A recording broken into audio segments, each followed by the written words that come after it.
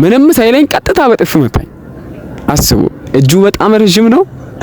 እኔ በሱ ፊት ምን መስላለሁ? የሱ ግማሽ ነው ማክለውና ምን ግማሽ ከዛም በታች ነውና ኢንተርቪው እያደረኩ እያለው መሀል ላይ የግቢው የደህንነት ኃላፊ መጣ እና ከዛው እየተቀረጽን እያለን መሀል ላይ መጣና አስቡ እንግዳ ጋብዤ እየተቀረጹ እያሉ መሀል ላይ መጥቶ ምንድነው ብላ አቁሙ ምናምን አለ። ከዛ በኋላ ሁላችንም ተረበሽን። ሄድን እያለን መሀል ላይ አውቅም እንዲህ ያዝኩት እጅ በፍንጅ ማለት ነው። ሳሙና መቀባባት ጀመርኩኝ። ታሸው ምናምን አረፋ ነው ሙሉ በሙሉ ሰውነት አረፋ ነው እና መጥቶ አስቆመኝ ማለት ነው። አስቡ ውሃ ቀድቼ እየታጠብኩ እያለው ከዛ በኋላ ሳሙና ተቀብቼ ከነውሃው ወስዶ ከዛ በኋላ በአረፋው ሸኘኝ ማለት ነው።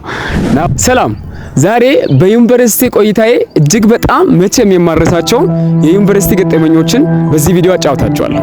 ይህን ቪዲዮ እስከ መጨረሻ ማየት እንዳትረሱ። በተለይ በመጨረሻ የሚነግራችሁ በዩኒቨርሲቲ ያጋጠመኝ ነገር በጣም ሁሌም የማረሳው ነገር ነው።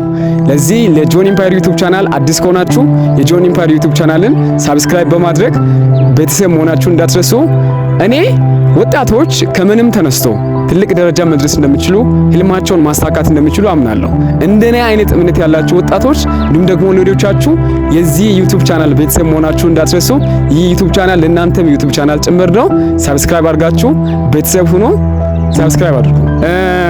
የማረሳው አጋጣሚ የመጀመሪያው አስታውሳለሁ ፍሬሽ ሆኜ በጣም ያው ፍሬሽ ስንሆናል አይደለ በጣም እናነባለን ምናምን ነገርና ቅዳሜ ነው እለቱና ማታ እያነበብኩኝ ነው 10 ሰዓት አካባቢ እና እኔ በአእምሮዬ ነገ የክላስ ቀን ብዬ ነው ያሰብኩት። ክላስ አለ ብዬ ነው ያሰብኩት ነገ ማለት ነውና ነገ ክላስ ብዬ አስቤ ከዛ በኋላ ተኛው 10 ሰዓት ካለፈ በኋላ ማታ 11 ሰዓት አካባቢ ተኛውና ጠዋት ስነሳ ቁርስም አልበላውም። በጣም አረፈድኩኝ። አስቡ ነገ የክላስ ቀን ብዬ ከዛ በኋላ ጠዋት ስነሳ አረፈርኩ። ልጆችም ዶርሜቶች ያላነሱኝም። ከዛ በኋላ ተነሳው በጣም በቃ ባነንኩ ማለት ነው እና ከዛ በኋላ ሮጥኩ። በቃ ልብሴን ሁላ ብዙ ሳልቀይር ቁንጣ አድርጌ መሮጥ ጀመርኩ ክላስ አመለጠኝ ብዬ ማለት ነው። ከዛ በኋላ እየሮጥኩ እየመጣው እያለው የሆነ ቦታ ስደርስ ሰው ሁሉ ቫይብል ይዟል። እንዴ ቆም ብዬ ሳስተውል ለካ ቀኑ ይሁድ ነው ማለት ነው እና የክላስ ቀን አይደለም ይሁድ ነው። ከዛ በኋላ ወደ ልቦናዬ ተመልሼ እንደገና ወደ ዶርም የተመለስኩበትን ጊዜ ፈጽሞ አልረሳም። ያ ጊዜ መቼም የማረሳው አጋጣሚ ዩኒቨርሲቲ ላይ። ሌላው የማረሳው አጋጣሚ የሆነ ጊዜ ከኛ ብሎክ የሆነ ልጅ ስልክ ተቀማ እና እሱ ወሬ በጣም ነው የተወራው። ፍሬሽ ሆነን ነው እና አስቡ ገና ዩኒቨርሲቲ ላይ ፍሬሽ ሆናችሁ ቴንሽን ውስጥ ናችሁና ስልክ ተበላ፣ ልጁ ተቀማ፣ ከጆሮ ተቀማ የሚባል ከኛ ብሎክ ሰማሁት እና ያ ነገር አለ በዛ ሰሞን ላይ የሚወራው ነገር።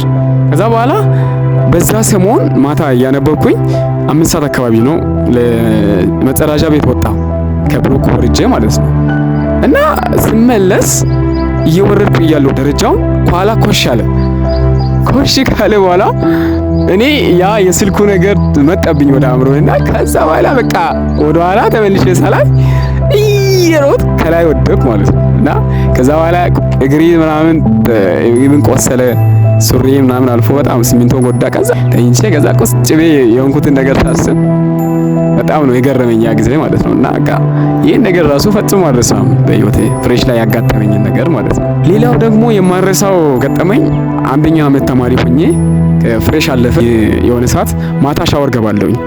ቧንቧ ቆይቶ ነበር የመጣውና ቧንቧ ያለበት አጠገብ ማታ ነው በቃ ገባው የሻውጄ ገባው መስሎኝ ገባው። ከገባው በኋላ ፖሊሱ መጣ። ጠባቂው መጥቶ እኔ ሳሙና መቀባባት ጀመርኩኝ። ታሸው ምናምን አረፋ ነው ሙሉ በሙሉ ሰውነት አረፋ ነው እና መጥቶ አስቆመኝ ማለት ነው። አስቡ ውሃ ቀድቼ እየታጠብኩ እያለው ከዛ በኋላ ሳሙና ተቀብቼ ከነውሃው ወስዶ ከዛ በኋላ በአረፋው ሸኘኝ ማለት ነው እና በአጋጣሚ ጓደኛዬ ነበር ውሃ ለመቅዳት የመጣው። በሱ ጀርካን ነበር ሌላ ቦታ ሄጄ እየታጠብኩትና በቃ ዩኒቨርሲቲ ውስጥ የኔን አጋጣሚ ያረሳ። ምናልባት እናንተንም አጋጥሟችሁ ይሆናል ብዬ አስባለሁ። እስቲ ያጋጠማችሁን ነገር ኮሜንት ላይ አስቀምጡ እናንተም እና ይሄንን እኔ መቼም አልረሳም ዩኒቨርሲቲ ላይ ያጋጠመኝ ነገር ማለት ነው። ሌላው ደግሞ የሆነ ጊዜ አሁንም አንደኛ ዓመት ተማሪ ሆኜ ነውና ጓደኛዬ ምሳ በልቼ እየመጣ ጓደኛዬ ከፍታለና በጣም እንታወቅ ጓደኛዬ ነው እና አፋጫው እሱ ማለት ነውና ፍጨት ምናምን እንትን አደረኩ። ከዛ ደጋግሜ ነው አልሰማኝምና ደጋግሜ እንትን አደረኩት ፋጫው።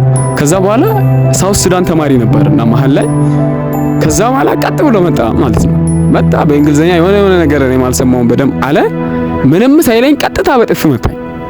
አስቡ፣ እጁ በጣም ረጅም ነው። እኔ በሱ ፊት ምን መስላለሁ? የሱ ግማሽ ነው ማክለውና ምን ግማሽ ከዛም በታች ነውና በጣም በጥፍ መታኝ። እዚህ ጋር የመታኝ ምት አሁንም ይሰማኛል ማለት ነውና ከዛ በኋላ ምን ላድርግሽ? መጣላት አልችል። ከተጣላው ደግሞ በጣም ከባድ ነው። ወደዚህ በቃ ተገረምኩና እየሄደ በጣም ከሩቅ ሆኖ እየሄደ ከኋላ የሚገባበትን ቦታ እያየው ውስጤ በጣም አዝኖ ነበር ያኔ ተወኩትና ይሄንን ጊዜ ፈጽሞ አልረሳም። ዩኒቨርሲቲ ውስጥ ይሄንን ማረሳም። ሌላው ደግሞ የሆነ ጊዜ ዩቲዩብን ጀመርኩና ዩቲዩብ ጀምሬ ኢንተርቪው እያደረኩ ነበር። ልጆችን ኢንተርቪው እያደረኩ እያለው መሀል ላይ የግቢው የደህንነት ኃላፊ መጣ እና ከዛው እየተቀረጽን እያለን መሀል ላይ መጣና አስቡ እንግዳ ጋብዤ እየተቀረጹ እያሉ መሀል ላይ መጥቶ ምንድነው ብላ አቁሙ ምናምን አለ። ከዛ በኋላ ሁላችንም ተረበሽን።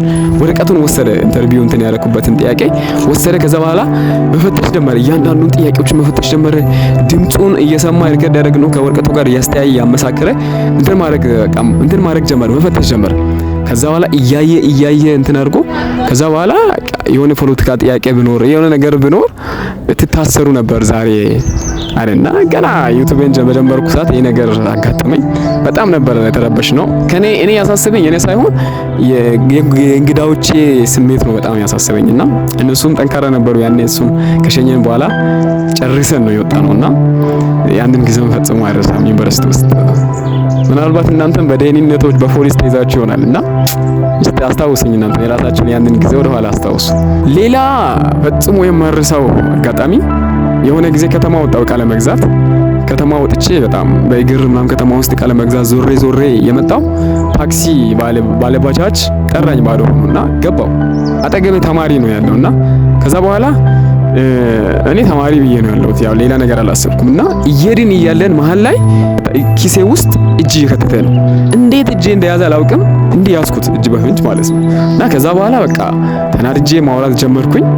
እኔ በጣም የገረመኝ ነገር እሱ ላይ ሳወራ ከሱ ጋር ሲከራከር ባለ ሹፌሩ ለሱ መወገኑ በጣም ገረመኝ። ምንድነው ሲባል ለካ ከሱ ጋር ሁለቱ አንድ ላይ ወግኖ ነው የሚሰሩትና ፈጣሪ ነበር ያን ያተረፈኝ።